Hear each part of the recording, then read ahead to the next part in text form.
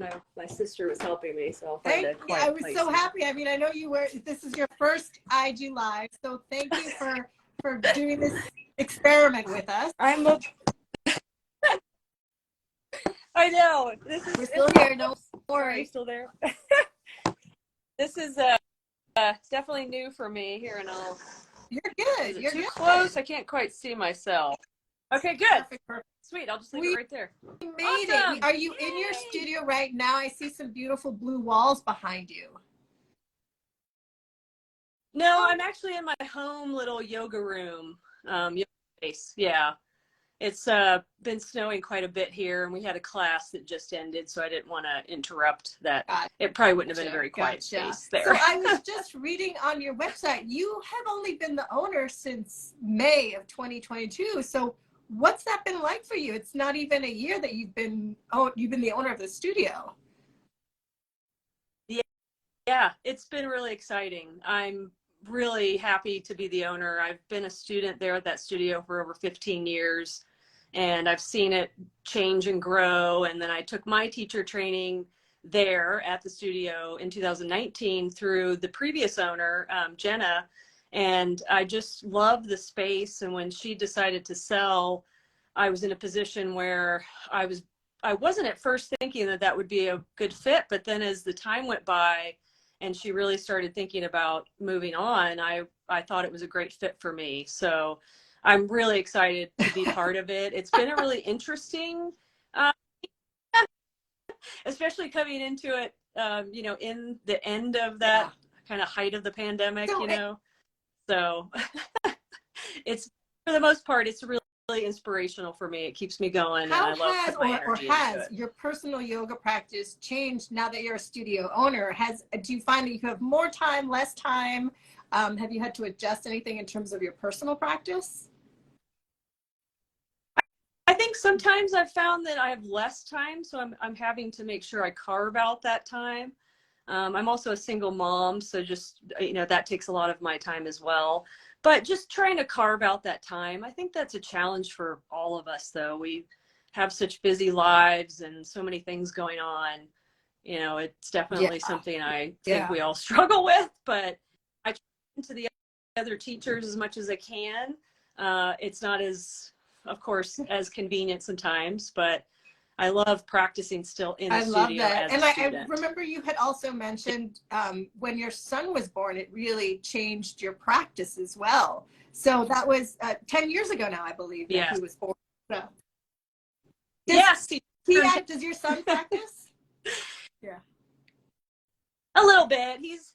He's a 10-year-old, so he's a little more hesitant to it, but I can get him to do some breathing exercises for calming, and sometimes we'll do a few stretches. He's starting to get more interested in the physical part and just physical activity and education for his own growth, I think. So that's been cool to watch.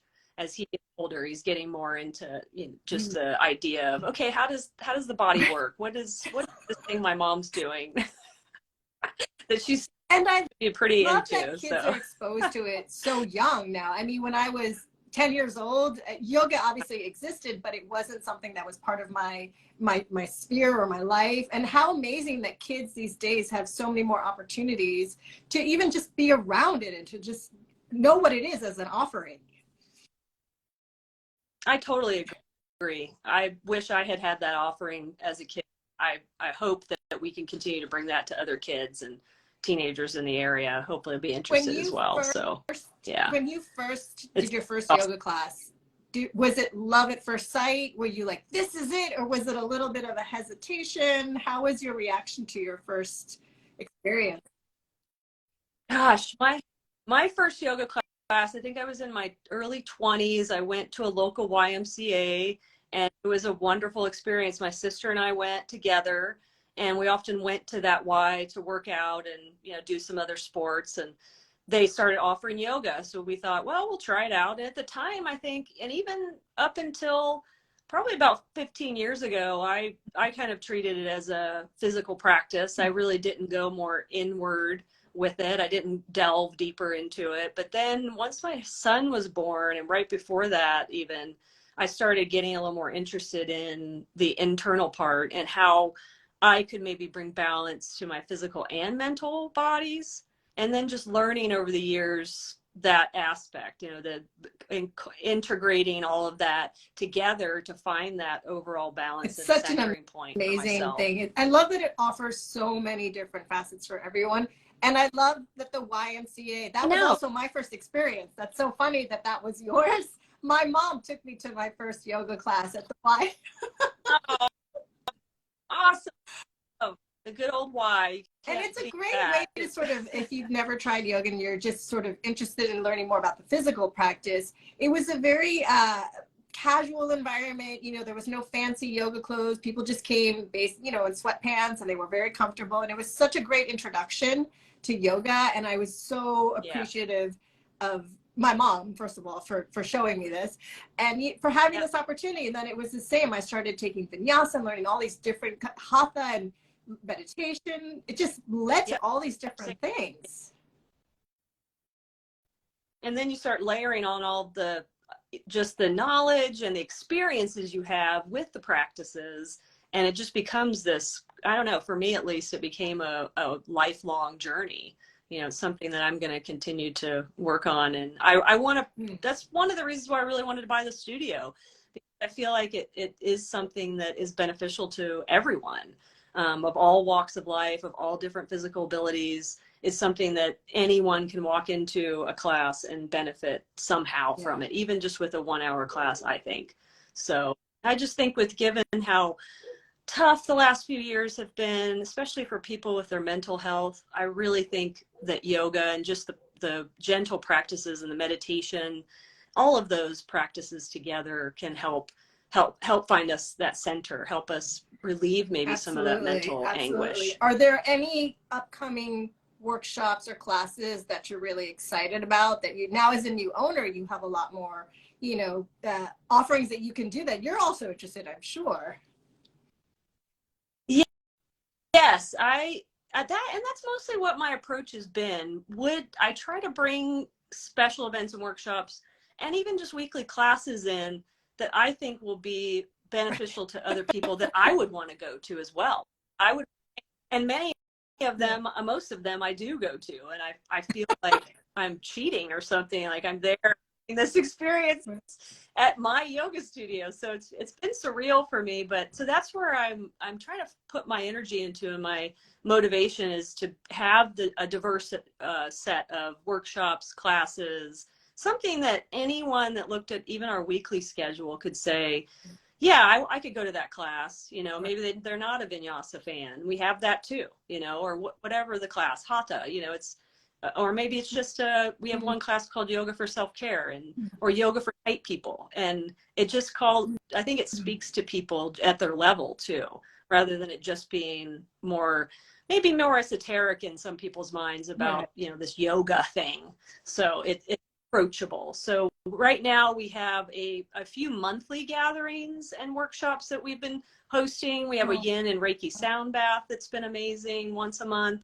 We do a free grief gathering for the community, and that's been really profound and poignant. We also have several different things we've done, like myofascial release, prenatal workshops, self-love, some other things coming up with breath work, somatic breath work. Those seem to be really popular too. So I think just diversifying it, because the people's routines and practices have changed since the pandemic. And that's what I'm trying to do, is just make it accessible to anyone, even if they're not a yogi. I was going to ask also, so which are the most popular classes? Because I do feel like it does reflect the times we're in, right? So my personal practice lends itself more towards restorative and yin and the more quieter things. Have you noticed that as well in terms of the attendance at classes that you guys are offering? Definitely. It seems in the past, I noticed even before the pandemic, vinyasa was a big draw, especially for this community. I live in Tahoe, where it's definitely a very adrenaline sport driven environment. People are very active. They're involved in lots of different things. And I think vinyasa for a long time was a draw because it's active. It's more active energy, more fiery. You know, they wanted something that they felt like they were getting a workout. And there's still those people, but I think now after the pandemic, there's more people looking for more introspection, more inwardness. So I think the restoratives, those have been popular. We have a couple, twice a week, we have a restorative class. One of them with crystal bowl sound bath. So that one's been pretty popular. We have a yin class, and that one's been good. Like I said, the yoga for tight people is really popular because I think people just think, oh, I'm tight, I could go do that. So I think people are really shifting more towards that self-care mode. But then there's also other people that talk to me and tell me they haven't gotten back into their yoga practice yet. And they are struggling getting there because I think they're spending a lot of time involving themselves again in the external world and those experiences because we were denied that for so long. So I think it's a slow progression, but I think that's why having a variety really appeals to different people, different ages, different body types. Offer any of your sessions on Zoom or virtual classes? Is that something that you are offering at this point? Right now, no. I'm hoping maybe in the future we'll have some type of on-demand service. We have a yoga library that's still on our website and it's accessible, but we're thinking about taking that down because we haven't added any new content to it since last spring.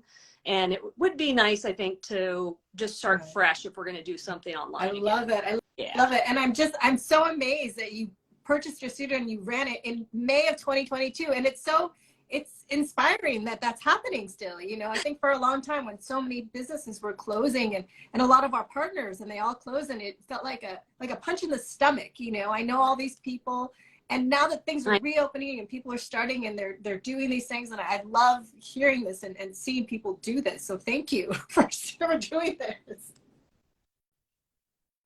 Yeah, thank you for saying that because there are quite a few people that I'm close to thought I was crazy, you know, for buying after a pandemic, or even still happening. But for me, it's a labor of love. I love that studio. It's been a home for me since I started going to classes there, like I said, over 15 years ago. So for me, it's something I wanted to continue. And when I did buy it, a lot of the people in the community reached out to me and they were very grateful that somebody local bought it, that it continued to be a space for the community. So I think it's definitely been a challenge in some ways, but for the most part, I'm really excited about the experience. Especially as a small, and I feel like this applies to any small business owner, in those moments where you might feel a bit overwhelmed or unsure or hesitating in maybe your decision making, is there a mantra, is there a person, is there a practice, is there something that you do that, for me it's my puppy, quite honestly, sometimes it's just my puppy. Is there something that your go-to to kind of help you get over that to the next phase? Yes. I think part of it is just my own internal motivation. I think I told you one of my emails, I'm visually impaired, and that has changed a lot for me in my life, just my opportunities for work. And that's kind of why I really started doing more yoga and going more inward, and then decided to get my teacher training. And after I did my teacher training, I just felt this passion to teach. But for the most part, I think the thing that really touchstone that keeps me going is probably my son and my dogs. In that order. So, and I think about them every time it gets tough. You know, I think about my son especially, and I want to show him that, you know, things can be difficult in life, but there are these rewards if we really put our effort into it and we have a positive attitude about it. And sometimes, you know, it's good for, I think, kids to see hard things happening and then to really appreciate the good. The joy that comes after. That's an amazing thing to see as even as an adult, you know, quite honestly, to see at any point in our life, you know, people pursuing things that they love. And thank you for mentioning that. You did mention in one of your emails that you were visually impaired, and I was so curious about that in terms of how you experience your class or maybe how you teach a class. Has that affected it in any way, or how does tell me more about it? Definitely.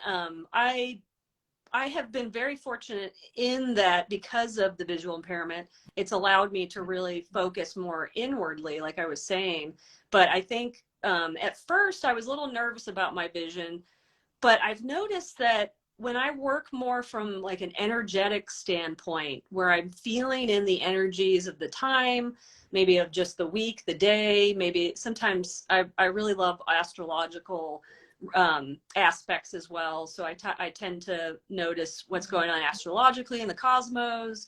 And then I just kind of feel into where I'm at in the community. So I think not having full fully abled vision anymore, because I lost it over the years. It's been degenerative and declining. I think it's allowed me to feel more into the practice, feel what people are feeling, be able to tap into that energy without it overwhelming me. Not just of the people around me, but the people in my classes, the community itself, what's going on in our lives and our world. So in some ways, I think it's really made me a better, maybe a little bit more, just more calmer and more introspective about what I'm going to teach and how I teach it and how I present it to the students. So I really want them to feel this in their own bodies and minds. So that's kind of how I approach my classes. And I'm not big on, hands-on adjustments, because it's just my details in my vision. Of course, I love them, and I actually want to be better about doing it. But it's odd too with the pandemic. Some people still are uncomfortable with that. So I think I'm getting more comfortable being in the physical realm of it and noticing. I can see enough to where I can see the spatial orientation of somebody's leg, their foot, their hand, to know that they're in the pose incorrectly, or if they are in a position that might be harmful. So it's enough vision to be able to still see those details, but just not detailed enough to, have specific depth perception and that kind of stuff. So, or specific details coming in. But yeah, it's been interesting. It's been a big journey for me. And I think it actually has helped me cope with that loss of vision. And then being your own, and then having your own business. I mean, there's a lot of power in that, and it's a way for you to really, you're reclaiming everything. And that's such a great, no matter who you are, what you are, just owning your own business. It's such a powerful, strong feel.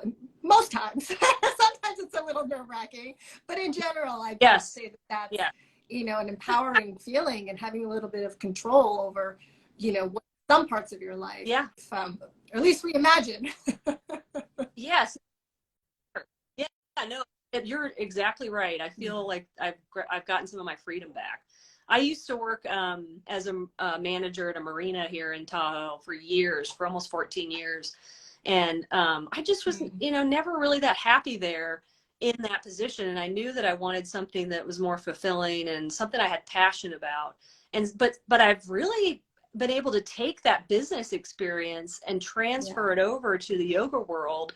And I'm finding that I really have the skill set to incorporate it into that yoga studio and be able to not only manage it from a business side of things, but to be able to see it from that yogic side as well. At the end of the day, it is a business, even though it is wellness and all those other wonderful things. It is a business at the end of the day that has to hopefully survive and thrive. Is there any advice that you would give to someone that's maybe pondering owning their own studio or playing around with the idea? What would be the piece of advice that you would give them? I think what I would say is the variety is key. Like I was saying earlier, just having some different variety without being too diverse to where you're all over the place kind of thing. Like a good set plan.